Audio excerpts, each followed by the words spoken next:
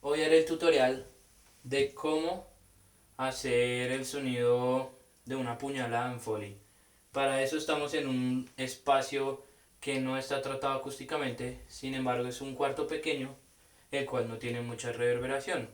Para hacer esto grabaremos o utilizaremos los siguientes equipos. Para la cámara utilizaremos el Huawei Y9 2019 a 1080p y 60 fps. Y estamos grabando con el micrófono interno de un celular que es el mismo el Huawei Y9 2019 que lo tenemos aquí. Para recrear este sonido vamos a utilizar los siguientes elementos. Primero que todo, una zanahoria.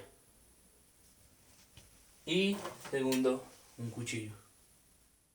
Bueno, ahora empezaremos a realizar el sonido de la puñalada con el cuchillo y la zanahoria.